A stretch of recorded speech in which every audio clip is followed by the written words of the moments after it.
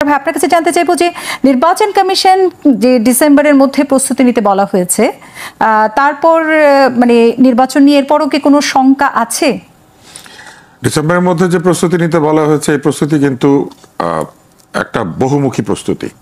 একটা হচ্ছে level playing field করার জন্য যেসব মানুষ বা অফিসার বা প্রতিষ্ঠান নির্বাচনের সঙ্গে সরাসরি জড়িত থাকেন সেইগুলি যাতে নিরপেক্ষ আচরণ করে সেই জন্য সেইখানে যোগ্য, উপযুক্ত এবং দল নিরপেক্ষ লোকদেরকে বসানোর চেষ্টা করতে হবে। আপাত দৃষ্টিতে সবাই ভোট দেয়, কিন্তু সুবিচারক হতে হবে তাদেরকে, যাতে তারা কোনো আচরণ ভুল না করেন। তারপর হচ্ছে এই সমস্ত প্রক্রিয়াকে নিরাপত্তা চাদরে ঢাকতে হবে এবং এমন নিরাপত্তা দিতে হবে যাতে যারা ভোট দেবেন এবং যারা ভোটে দাঁড়াবেন তাদের কারোই নিরাপত্তা বিঘ্নিত না হয়। এবং তার সঙ্গে ভোটের যে মেটেরিয়াল আছে, অর্থাৎ ব্যালট বাক্স, ব্যালট, অন্যান্য যা কিছু আছে, এগুলো তো সব সেন্টার থেকে যায়, সেন্ট্রাল একটা সাপ্লাই। এগুলো যাতে কোনোভাবেই কোনো জায়গাতে ছিনতাই না হয়, রাহাজানি না হয়, এই সব নিশ্চিত করতে হবে। এবং এরপর আবার যখন ভোট গোনা হবে, ভোট গুনে রেজাল্ট দেওয়া পর্যন্ত নিরাপত্তা অব্যাহত রাখতে হবে। এরপর যখন সরকার তৈরি হবে, সেই সরকার শপথ নেওয়া পর্যন্ত তাদের নিরাপত্তা অব্যাহত রাখতে হবে। ফলে একটা লম্বা কাজ আছে এবং এই লম্বা কাজের মধ্যে নিরাপত্তাই কিন্তু একমাত্র জায়গা না। একটা হচ্ছে নিরপেক্ষতা, একটা হচ্ছে নিরাপত্তা। এবং এরই সঙ্গে রাজনৈতিক দল যারা অংশ নেবেন এদের মধ্যে নির্বাচনে অংশগ্রহণের যে ইচ্ছা এবং তাদের অংশগ্রহণের যে সুযোগ, এই দুইটা এমনভাবে তৈরি করে দিতে হবে যাতে যত বেশি সম্ভব দল এবং মতের লোকেরা নির্বাচনে দাঁড়াতে চাইলে দাঁড়াতে পারেন। ফলে এই সমস্ত প্রক্রিয়া ডিসেম্বরের মধ্যে শেষ করা যাবে, এটা যদি মনে করা হয়ে থাকে তাহলে অবশ্যই ঠিক আছে। কিন্তু যে কাজটা আমরা দেখতে পাচ্ছি না, যেটার সঙ্গে ডিসেম্বরের কোনো সম্পর্ক নাই, সেটা হচ্ছে কি কি অভিযোগ উঠেছে নির্বাচনের আগে। একটা উঠেছে বাংলাদেশের লোকজন টাকা পয়সা নিয়ে প্রভাবিত হয়ে নির্বাচন করে, ভোট দেয়। এটা যিনি বলেছেন তিনি বাংলাদেশের এই মুহূর্তে সরকারের প্রধানতম ব্যক্তি, তিনি বিদেশে গিয়ে এটা বলেছেন। তাহলে জনগণকে এই প্রচারণা কি করা হচ্ছে যে আগামী নির্বাচনে টাকা নিয়ে বা প্রভাবিত হয়ে ভোট দেবেন না? এই প্রচারণা শুরু করেছে নির্বাচন কমিশন? করে নাই। তারপরে এই প্রচারণা কি শুরু করা হয়েছে যেখানে বলা হচ্ছে যারা নির্বাচনে দাঁড়াতে চান তারা এত তারিখের মধ্যে কর পরিশোধ করেন, কর পরিশোধ না করলে নির্বাচনে দাঁড়াতে পারবেন না, এবং যিনি কর পরিশোধ করেন না তিনি প্রার্থী হবেন না।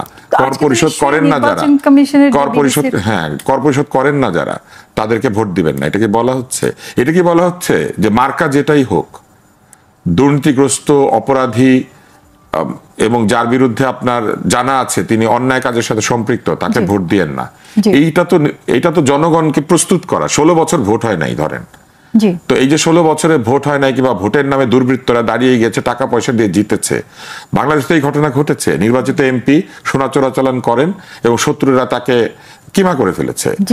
বাংলাদেশে এই ঘটনা ঘটেছে যেখানে এমপি তিনি সীমান্ত দিয়ে ড্রাগস আনা নেয়া করেন, এরকম পত্রিকা ছাপা হয়েছে না?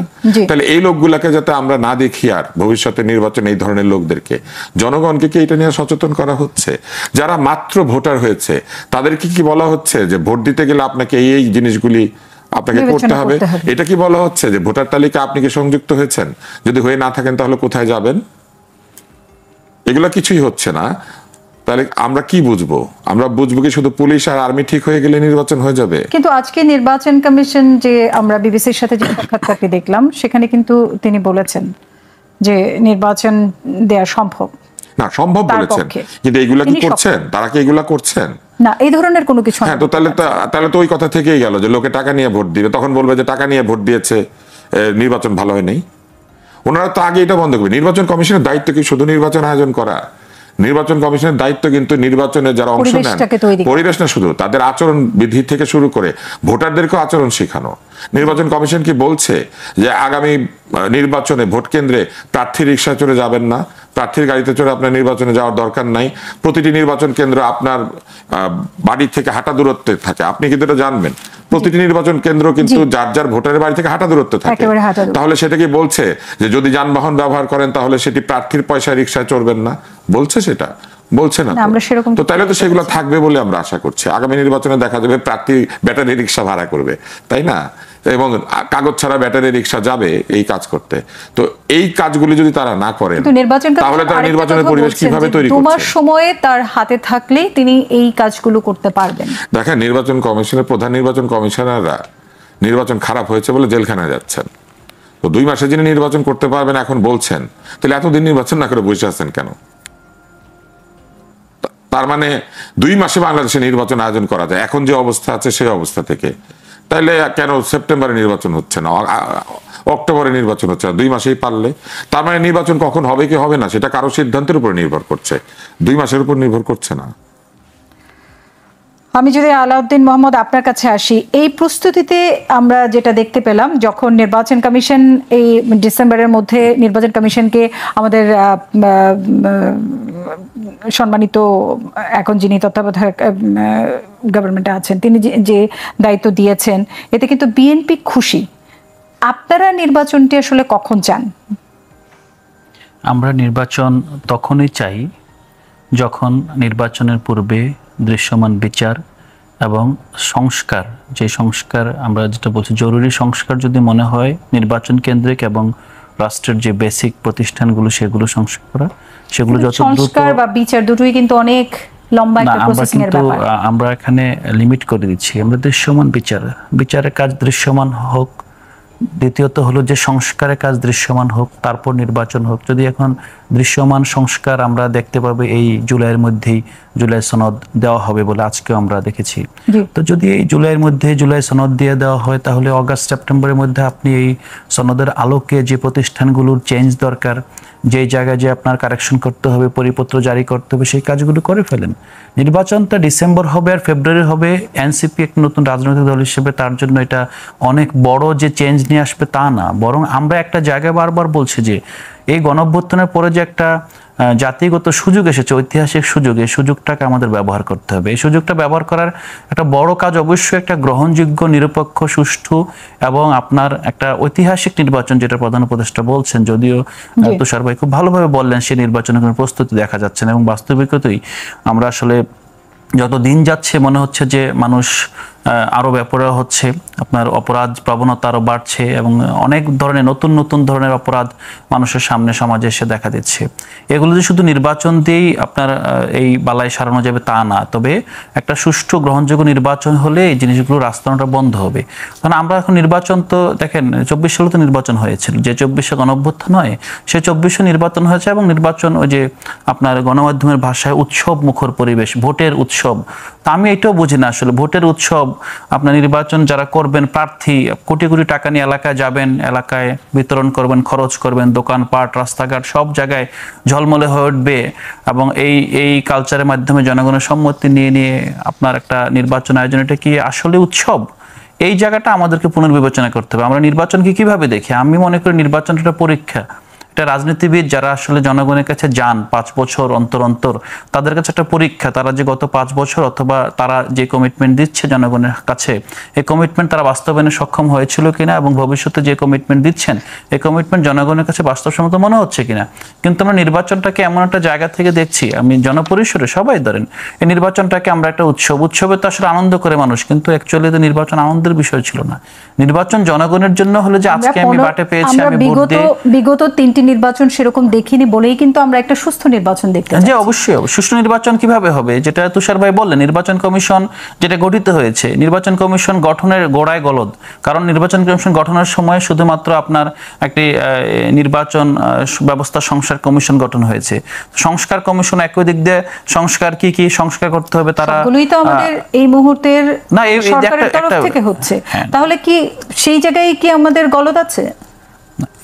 দেখেন প্রক্রিয়াটা হলো যে আপনি গণঅভ্যুত্থানের পর আপনি অনুভব করলেন যে এই রাষ্ট্রের প্রতিষ্ঠানগুলো আসলে পরবর্তী যে কোনো কাজের আগে আপনি এগুলোকে প্রথমত সংস্কার করতে হবে, না হলে আমরা এই গণঅভ্যুত্থানের অতীতের যে বাস্তবতা, সরকার তার মতো করে সংবিধান পরিবর্তন করে তার মতো করে প্রতিষ্ঠানগুলোর প্রধানকে নিয়োগ দেয়, এগুলোর মাধ্যমে দেখা যায় এক ব্যক্তির শাসনে পরিণত হয়। সেটা থেকে আমরা বের হওয়ার জন্য একটা কমিটমেন্ট, আপনার 8 আগস্টের কমিটমেন্ট হলো কি আমাদের প্রতিষ্ঠানগুলোকে সংস্কার করতে হবে যাতে ফ্যাসিবাদী ব্যবস্থা এখানে ফিরে না আসে। এখন প্রতিষ্ঠানগুলোর মধ্যে একটা বড় প্রতিষ্ঠান কি নির্বাচন কমিশন, সাংবিধানিক প্রতিষ্ঠান, যে প্রতিষ্ঠানে চলার কথা হলো যে নির্বাচনকালীন সময়ে ইভেন তার সামনে আসলে সরকার বলে কিছু নাই, সেই সরকার সেই আপনার সার্বভৌম শক্তি। কারণ সাংবিধানিক প্রতিষ্ঠান সেই ক্ষমতা অবশ্যই আছে, সেই ক্ষমতা আছে। না না, দিন তারিখ দেওয়া না। নির্বাচন কমিশন আমি যেটা বললাম, নির্বাচনকালীন সময়ে যখন তফসিল ঘোষণা করা হবে তারপর থেকে নির্বাচন কমিশনের সার্বভৌম। এখানে নির্বাচন কমিশনার ঠিক করে দিবেন আসলে কিভাবে কি হবে না হবে। এই জায়গাটা আপনি দেখেন, এখন প্রধান উপদেষ্টা বলেন কিংবা নির্বাচনকালীন সরকার, তত্ত্বাবধায়ক সরকার, তারা সেখানে নির্বাচন কমিশনের উপর সুপারভাইজারি বডি হিসেবে কাজ করে। এখন আপনি যে নির্বাচনটা করতে চাচ্ছেন, নির্বাচনের জন্য আপনি 2022 সালের যে বিতর্কিত আইন, যে আইনের বিরুদ্ধে আপনার বিএনপি সবচেয়ে বড় অবস্থান নিয়েছিল, আপনি সেই আইন পরিবর্তন করবেন না? আপনি আগের সার্চ কমিটির মাধ্যমে করবেন, তাহলে এই যে সংস্কার কমিশন হলো, সংস্কার কমিশন যে সুপারিশ, এই সুপারিশ আপনি কবে বাস্তবায়ন করবেন? আপনি কি 5 বছর এই নির্বাচন হয়ে যাবে, পরে আবার একটা নির্বাচন হবে, তখন বাস্তবায়ন করবেন? আর একটা বড় আশঙ্কার জায়গা হলো, যদি এই নির্বাচনের আগে সংস্কার কমিশনের সুপারিশ বাস্তবায়ন না করা হয়, নির্বাচনের পরে 2/3 যদি আপনার মেজরিটির মাধ্যমে এই সংস্কার কমিশন যে আপনার প্রস্তাব দিচ্ছে, এই প্রস্তাবগুলো যদি আপনার এই পরবর্তী সংসদে গ্রাহ্য না করা হয়, তাহলে পরের নির্বাচনটাও সুষ্ঠু হবে সেটা আপনি বলতে পারবেন না। এটা একটা ছোট্ট এক্সাম্পল দেই। গতকাল আপনার বিএনপি ঐকমত্য কমিশন পর্যন্ত প্রস্তাব দিয়েছে, তত্ত্বাবধায়ক সরকার প্রস্তাব, একটু আমাকে শেষ করতে দেন, এটার সাথে নির্বাচন যুক্ত। তত্ত্বাবধায়ক সরকারের সময়টা তো নির্বাচনকালীন সরকার, সেখানে তারা 5টা পয়েন্ট দিয়েছে কিভাবে তত্ত্বাবধায়ক সরকার প্রধান নিয়োগ করা হবে। প্রথম যে পয়েন্ট দিয়েছে, সেখানে দিয়েছে আপনার ধরেন প্রধানমন্ত্রী, আপনার স্পিকার, তারপর হলো যে বিরোধী দলের নেতা এবং ডেপুটি স্পিকার, 4 জন মিলে ঠিক করবে তত্ত্বাবধায়ক সরকার প্রধান কে হবেন। যদি এটা কার্যকর না হয়, দ্বিতীয়ত হবে কি, এই 4 জনের সাথে যুক্ত হবেন রাষ্ট্রপতি। কিন্তু এই 4 জনের সাথে যখন রাষ্ট্রপতি যুক্ত হবেন, তখন রাষ্ট্রপতির আপনার ভোটাধিকার থাকবে না। তৃতীয়ত হলো, সেখানে আরেকটা প্রস্তাব দিয়ে, যদি প্রথম দুটা না হয়, তৃতীয়ত হলো যে 5% ভোট পেয়েছে সংসদে এরকম একটা দলের প্রতিনিধিত্ব নিয়ে আসতে হবে, তখন আবার আপনার প্রেসিডেন্টের ভোট থাকতে হবে। চতুর্থত হলো যে আপনার শুধুমাত্র তৃতীয় দল না, মানে সংসদে 5%-এর বেশি যে দল আছে সবগুলো দলকে নিয়ে আপনার সেখানে,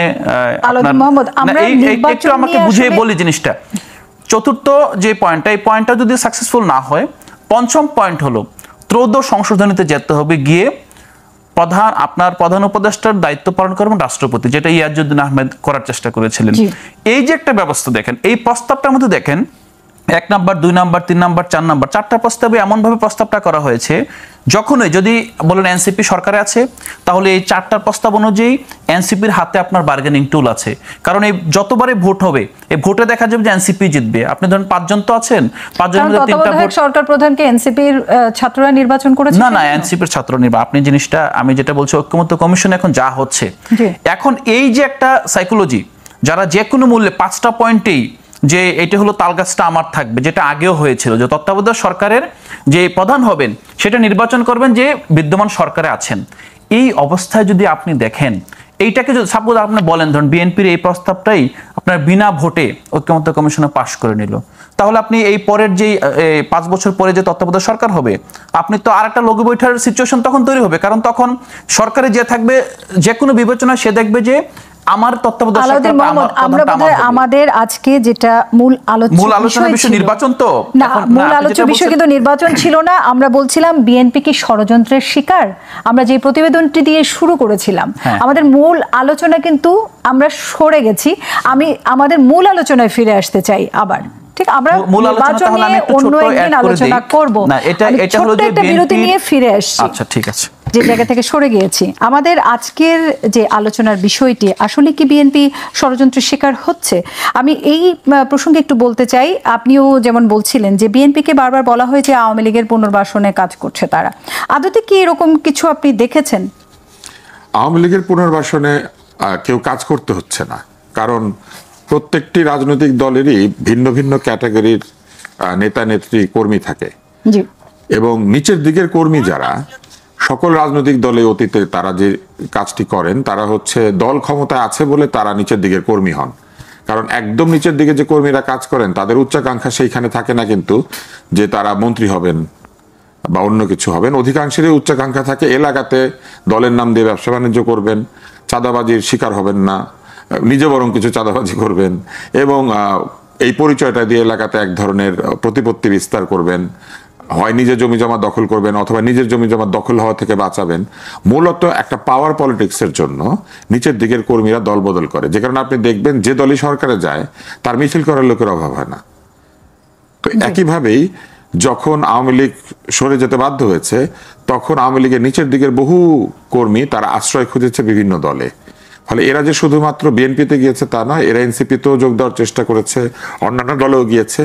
জামাতে যোগ দেওয়া কঠিন, কারণ জামাতের একটা সিস্টেম আছে কিভাবে যোগ দিতে হবে, কিন্তু তারা ভিন্ন ভিন্ন জায়গায় যোগ দেওয়ার চেষ্টা করেছে এবং নিরাপত্তার স্বার্থে তার একটু জোর আছে এমন দলই যেতে চাইবে, কমিউনিস্ট পার্টিতে যেতে চাইবে না। সেই কারণে পুনর্বাসন করছে এটা না বলে বরং পুনর্বাসিত হওয়ার জন্য বিভিন্ন জায়গাতে লোকজন করেছে। আরেকটা হচ্ছে কিছু কিছু লোক আপোষের ভিত্তিতে অন্য দলে যোগ দিয়েছিল, আওয়ামী লীগে যোগ দিয়েছিল। এলাকার লোকজন জানে যে তার বংশ করে হচ্ছে বিএনপি, কিন্তু সে করে আওয়ামী লীগ, কারণ টিকে থাকতে হবে, গুম যাতে না হয়, খুন যাতে না হয়, ধরে যাতে নিয়ে না যায়। এরা বেশ যখনই পরিবর্তন এসেছে তো এরা আগের জায়গায় ফেরত গিয়েছে। কিছু লোক আপোষ করেছে, এলাকাতে থাকে, তো এরা এক ধরনের আপোষ করেছে যে আমরা তোমাদের কিছু ভাঙবো না, তোমরা আমাদের কিছু ভাঙবে না, আসো আমরা একসাথে থাকি, তোমরা আমাদেরকে নিয়ে নাও, তোমাদেরকে আমরা বাধা দিব না। এরকম কিন্তু অনেক গ্রামাঞ্চলে এটা হয়েছে। আমি আপনাকে কিন্তু সব জেনে বলছি, আমার কাছে সবগুলো উদাহরণ আমরা জানি যে প্রভাবশালী এমন গ্রামে অনেক পরিবার আছে যারা সব দলে এই কারণে যেটা হয়েছে, অতীতের রাজনৈতিক যে অবস্থা সেখান থেকে তো আমরা সরে আসতে পারি নাই। ফলে আগের মতোই সরকারি দলে সবাই যোগ দিয়েছে, কারণ তারা পার্মানেন্টলি সরকারি দল করে। ফলে এইখানে আসলে আমি কাউকে দোষী করব না। বড় দলে তারা বেশি যোগ দিবে, কম দল ছোট দলে তারা কম যোগ দিবে, কিন্তু আমার ধারণা খুঁজলে এনসিপিতেও পাওয়া যাবে এরকম গিয়ে যোগ দিয়ে দিয়েছে, কারণ সবাই তো প্রমিনেন্ট না। ছাত্রলীগ করেছে, ছাত্র বা অন্য কি বলে স্বেচ্ছাসেবক লীগ করেছে, গিয়ে আস্তে করে জয়েন করেছে, কেউ চিনে টেনে না। কেউ ছিল ওইসব দলে একেবারে অপাংতেও, একেবারে কিছু ছিল না, খালি সদস্যই ছিল। এরা আবার এখানে এসে একটু বলছে যে নেতা হতে পারছে, এইসব সুযোগ আছে। আবার অনেকেই সরাসরি অপরাধে জড়িত না, তাই আমি এটা বলবো না। ষড়যন্ত্রের কথা যেটা বলছেন, একটা ষড়যন্ত্র হচ্ছে, আমি যদিও সরাসরি কোনো দলের সমর্থক না, কিন্তু যে ষড়যন্ত্রটা হচ্ছে এটা মূলত গণমাধ্যম নির্ভর। আপনি দেখবেন যে কনসেন্ট তৈরি করার একটা প্রক্রিয়া গণমাধ্যমে থাকে। এই গণমাধ্যম মাঝে মাঝে এনসিপির সঙ্গে খারাপ আচরণ করে, মাঝে মাঝে বিএনপির সাথে খারাপ আচরণ করে, মাঝে মাঝে বিভিন্ন কোম্পানির সঙ্গে খারাপ আচরণ করে, এবং এটা একটা সংঘবদ্ধ একটা প্রচারণা আছে। ফলে আমার কাছে মনে হচ্ছে যে কিছু কিছু জিনিসে সমালোচনাটা খুবই সংঘবদ্ধভাবে হচ্ছে, এবং এই সংঘবদ্ধ সমালোচনাটা গণমাধ্যমে হচ্ছে। আপনি দেখবেন একই সঙ্গে ওই একই সমালোচনা সামাজিক মাধ্যমেও শুরু হতে থাকে, এবং কেউ যদি জরিপ করে তাহলে দেখবেন যে লোকটা গণমাধ্যমে কথা বলছেন উনি সামাজিক মাধ্যমে গিয়ে ওইগুলো লিখছেন, এবং কিছু লোক এসে কমেন্ট করে, শেয়ার করে, সেখানে তারা কিছু লেখে। এদের প্রোফাইলে গেলে দেখবেন প্রথমত লগড, তারপরে দেখবেন এদের বন্ধু 6টা আর ফলোয়ার 6টা, এবং এটাও মজা আছে, এরাই 6টা ফেক অ্যাকাউন্ট খুললে একজন আরেকজনের বন্ধু হয়, এবং সেখানে ছবি দেখলে আপনার মনে হবে যে এরকম সুন্দর চেহারা ছেলে বাংলাদেশে আছে, কিংবা এত চমৎকার দেখতে মেয়ে আছে, আপনি ধারণাই করতে পারবেন না। এত কম ফলোয়ার্স, এত কম না, কিন্তু ওরা সব জায়গায় গিয়ে কমেন্ট করতে পারে, কারণ কমেন্ট করার জন্য ইউটিউবে যেতে পারে, গিয়ে তারা কমেন্ট করে দেয়, কমেন্ট করার জন্য সোশ্যাল মিডিয়ার বিভিন্ন জায়গায় গিয়ে একই ধরনের কমেন্ট করতে থাকে। এবং আপনি দেখবেন যে তারা যখন এটা কমেন্ট করতে থাকে, কাউকে কমেন্ট করতে থাকে ওনার মতো বুদ্ধিহীন কেন কথা বলে, ওনার মতো বুদ্ধিহীন কেন কথা বলে, এবং দেখবেন একই কমেন্ট সে সব জায়গায় করছে, কারণ এটা তার দায়িত্ব। এদেরকে নাম দেওয়া হয়েছে বট। বট হচ্ছে আসলে একটা টেকনিক্যাল টার্ম, কিন্তু এখন বট শুধুমাত্র অটো বট না, এখন কিন্তু মানুষ বট আছে। কিছু পয়সা দিলে এরা সারাদিন বসে বসে এটাই করে, বিভিন্ন জায়গায় একই কথা লিখতে থাকে। এবং এই যে কাহিনীটা হয়েছে, আমার কাছে মনে হয়েছে যে এটা কিছুটা বিএনপিও ক্ষতিগ্রস্ত, এনসিপিও ক্ষতিগ্রস্ত। কিন্তু মাঠে যদি বড় রাজনৈতিক দলগুলো, আওয়ামী লীগ এখন নেই, বিএনপিও যদি না থাকে, তাহলে মানুষ কাদেরকে পরবর্তী নির্বাচনে পছন্দ করবেন? না, মানুষ কেন এইভাবে চিন্তা করে এটাই তো আমি বলেছি, যে সংস্কার যদি করতে হতো তাহলে প্রচারণা তো নির্বাচন কমিশনের এই জায়গাতে থাকা উচিত ছিল। মানুষ কেন দলের লোককে ভোট দিবে? মানুষ ভোট দিবে ভালো লোককে, এবং তার দল না থাকলেও তো ভোট দিবে, কারণ ভালো লোক গেলে ভালো কাজ করবে। আপনার মনে আছে কিনা জানি না, 2006, 7, 8 সালের দিকে আমাদের এখন যিনি অন্তর্বর্তী সরকারের প্রধান উপদেষ্টা, তিনি পত্রিকাতে লিখেছিলেন যে ভালো মানুষকে ভোট দেওয়া উচিত এবং একটা আন্দোলন করা উচিত যেখানে সৎ যোগ্য মানুষেরা ভোট পাবে, এবং এই ধরনের প্রার্থী নির্বাচন করতে হবে। উনি এটাও বলেছিলেন 300 আসনে 300টা ভালো লোক দিয়ে আসেন, তাদেরকে চেষ্টা করি তাদেরকে নির্বাচিত করার জন্য। কিন্তু নির্বাচন কমিশন কি করেছে দেখেন, নির্বাচন কমিশন এর আগে যখন সংস্কার করেছিল ওই 111 সরকারের পরে, স্বতন্ত্র প্রার্থীরা যাতে দাঁড়াইতে না পারে সেই ব্যবস্থা করেছে। একটা স্বতন্ত্র প্রার্থীর দাঁড়ানোর জন্য 2000 লোকের সিগনেচার কালেক্ট করতে হয়, তাই না? এবং তার ভোটার আইডি সহ তারপরে তাকে এমন এক অবস্থা তৈরি করতে হয় যে এইটা করতে গেলে একটা স্বতন্ত্র প্রার্থীর পক্ষে এটা খুবই কঠিন। স্বতন্ত্র প্রার্থীকে কেন 2000 লোক নিয়ে যাইতে হবে? এটার তো কোনো যুক্তি নাই। কেন সবার ভোটার আইডি সহ যাইতে হবে? এবং স্বতন্ত্র প্রার্থীকে তারা বাতিল করে কিভাবে জানেন? এই 2000-এর মধ্যে থেকে র্যান্ডমলি সিলেক্ট করে কয়েকটা নাম্বার, ফোন করে, না পেলে বলে আপনার লোক পাওয়া যায় না, আপনার এখানটা তালিকা ভুল আছে, আপনি বাতিল। এবং এইভাবে এর আগে এই ধরনের স্বতন্ত্র প্রার্থী বাতিল হয়েছে। কিন্তু ভোটার আইডিতে যে ঠিকানা থাকে কিংবা ভোটার আইডিতে যে ছবি থাকে, এগুলা কিন্তু পরিবর্তিত হয়ে যায়। ঢাকা শহরের অধিকাংশ ভোটার আইডিতে ভাড়া বাড়ির ঠিকানা। ঢাকায় কি নিজের বাড়ি আছে নাকি লোকজনে? তাহলে ওই ঠিকানায় হয়তো ওই ভোটার থাকেই না, কিন্তু ওই এলাকার স্বতন্ত্র প্রার্থীকে ওই ভোটার তালিকা ধরেই তো নিয়ে যেতে হবে ভোটারদেরকে। তো মনে করেন আপনি মিরপুরের 13 নম্বর ওয়ার্ডে থাকেন, কথা বা 14 নম্বর ওয়ার্ডে থাকেন, আপনি 2000 প্রার্থীর ভোট জোগাড় করছেন। আপনি তো আপনার 14 নম্বর ওয়ার্ড থেকে বেশি নিবেন, কারণ ওরা সবাই আপনাকে চিনে। আপনি দেখলেন যে ওইখানে যারা ভোটার ছিল তাদের অধিকাংশই ভাড়া বাড়িতে থাকতো এবং তারা অন্য জায়গায় চলে গিয়েছে। তাহলে আপনি যেগুলো জমা দিবেন তাদের কাউকে জায়গায় গিয়ে পাওয়া যাবে না। তো এই যে অবস্থাটা তৈরি করেছে নির্বাচন কমিশন, একদম চেষ্টা করে কোনো লোক, কোনো ভালো লোক যাতে নিজে নিজে গিয়ে নির্বাচনে দাঁড়াতে না পারে, এবং এইটা তারা করেছে। দ্বিতীয় হচ্ছে জামানত বাজেয়াপ্ত হওয়ার বিষয়টা। একটা লোক ভোটে দাঁড়িয়েছে, তারা মনে করে যে জামানত। হ্যাঁ, আমরা আবারও আসবো আপনার কাছে। আমি একটু আলাউদ্দিন মোহাম্মদের কাছ থেকে আসি। আমরা দেখি যে সরকার এক ধরনের, মানে সরকারের একজনের প্রচ্ছন্ন একটা সমর্থন আছে এনসিপির প্রতি। তো বিএনপিকে কোণঠাসা করে আপনারা মানে সরকারের আসলে ঠিক ঠিক মদত বলবো না, আপনারা মনে করেন যে আপনারা চলে আসবেন। তো এটা, এই অভিযোগের বিরুদ্ধে যদি এই ধরনের কোনো অভিযোগ আপনাদেরকে করা হয়, এর বিপরীতে আপনি কি বলবেন? আমি আপনার প্রশ্নটা বুঝতে পারিনি। কারা চলে আসবে বলে আমি বলছি যে সরকার কিন্তু এক ধরনের, সরকারের একটা প্রচ্ছন্ন একটা সমর্থন আছে এনসিপির প্রতি, এটা আমরা সবাই দেখেছি, তাই না? ইভেন আমাদের ডক্টর মোহাম্মদ ইউনূস স্যার একবার বলেছেন যে ছাত্ররা আমাকে বসিয়েছে, ছাত্ররা যখন বলবে আমি চলে যাব, এই কথাটাও আমরা শুনেছি। তাহলে এটা কিন্তু প্রচ্ছন্ন একটা সমর্থন আমরা দেখতে পাচ্ছি। যদি এখন বিএনপিকে কোণঠাসা করার যে একটা আমরা শুনছি আপনাদের বিরুদ্ধে অভিযোগ, এই অভিযোগটিকে আপনি কিভাবে দেখছেন? আচ্ছা আচ্ছা, একটা বিষয় এখানে আপনি যেটা বলছেন যে সরকারের প্রচ্ছন্ন সমর্থন এনসিপির প্রতি আছে, আমি মনে করছি এটা শুধু সরকারের প্রচ্ছন্ন সমর্থন না, বাংলাদেশের পতিত স্বৈরাচার এবং তাদের যে দোসর আছে তারা বাদে বিএনপির মধ্যেও কিন্তু আমাদের অনেক সমর্থন আছে, জামাতে ইসলামের মধ্যে সমর্থন আছে, অনেকগুলো দল, সাধারণ মানুষ সমর্থন করে। কেন সমর্থন করে? কারণ আমরা একটা বিষয়ে সবাই একমত যে বাংলাদেশে আসলে যেভাবে বাংলাদেশ চলছে, যেভাবে বাংলাদেশের রাজনীতি চলে, এখনকার যে রাজনৈতিক সংস্কৃতি, একটু আগে যেটা ভাই বললেন যে ভোটের যে রাজনীতি, যেখানে আসলে নির্বাচন কমিশনই আপনার পদ্ধতিগতভাবে এখানে ভালো প্রার্থীকে বাছাই করতে পারে না, ভালো প্রার্থীকে সামহাও বাদ দিয়ে দেয় বিভিন্ন আপনার আইনি ধারার মাধ্যমে। তো সেক্ষেত্রে আমরা যেটা বিশ্বাস করি যে সরকারের মতো আপনার বাংলাদেশের প্রতিটা শুভ শক্তির এনসিপির প্রতি সমর্থন আছে। এখন সরকারের সমর্থনের সাথে আপনি যদি বিএনপিকে কোণঠাসার প্রশ্নটা করেন, দেখেন এই সরকার, এটা গণঅভ্যুত্থানের পরবর্তী যে সরকারের প্রতি প্রত্যাশা ছিল, সেই প্রত্যাশায় বেশিরভাগ ক্ষেত্রে সরকার ব্যর্থ হচ্ছে। এবং আমরা গণঅভ্যুত্থানের সবচেয়ে বড় যেই চেতনা, একটা বৈষম্য বিরোধী সমাজ, সুযোগের সমতা এবং ইগ্যালিটেরিয়ান সোসাইটি, একটা মিনিমাম একটা ওয়েলফেয়ার একটা স্ট্যান্ডার্ড সেট করে যাওয়া, যদিও এই অল্প সময়ের মধ্যে অনেক সহজ কাজ না, বাট স্টিল আমরা মনে করছি যে এই সরকার সময় স্বল্পতার জন্য আমরা আজকের আলোচনাটি আর যেতে পারছি না।